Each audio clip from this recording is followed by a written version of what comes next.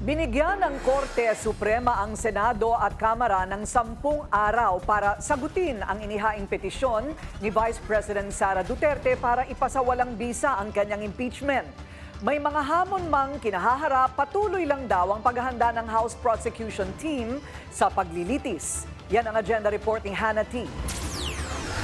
Pinag-aaralan na ng House Prosecution Panel ang mga ebidensyang gagamitin sakaling umusad ang impeachment trial ni VP Sara sa Senado. Ito'y matapos ang paalala ni Senate President Cheese Escudero na imbis na madaliin ng mga senador, ay mas dapat daw paghandaan ng Kamara ang paglilitis. Pinag-aaralan na rin po namin kung ano rin po yung mga pwedeng mga legal challenges na amin din pong kakaharapin.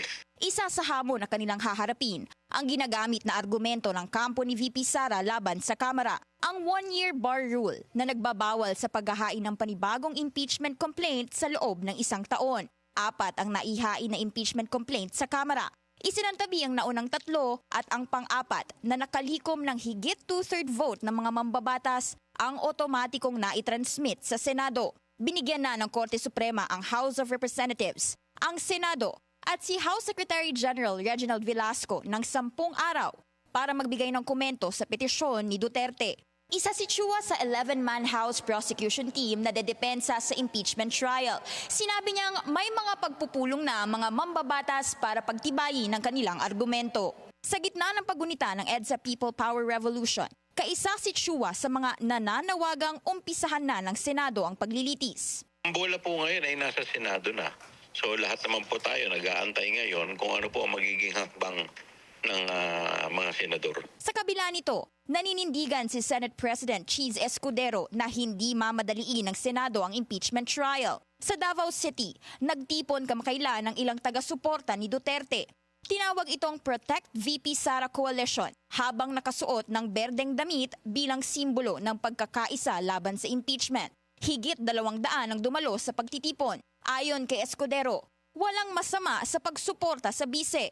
Pero kung wala naman itong kasalanan, wala rin daw silang dapat ikabahala. Impeachment, hindi ito kinakatakutan. Hindi ito tinatakbuhan palayo. Hindi ito rason para hindi kayo makatulog sa gabi. Legal, konstitusyonal at mapayapang proseso ito ng pagpapanagot ng mga abusado sa pwesto. Ayaw ba natin yon? Hindi sang-ayon si Escudero sa mga usap-usapang maaari siyang mahirang na VP kung makonvict si Duterte. Sakaling mapatalsik kasi si Duterte, mamimili ang Pangulo sa hanay ng Kongreso ng papalit. Ang pangit naman nun sa panlasa, kami magdedesisyon, kaugnay niyan, tapos yung pala, interesado ko at gusto ko pala. So ngayon pa lang sinasabi ko na, hindi ako interesado. Para sa agenda, Hannah T. Bilyonaryo News Channel.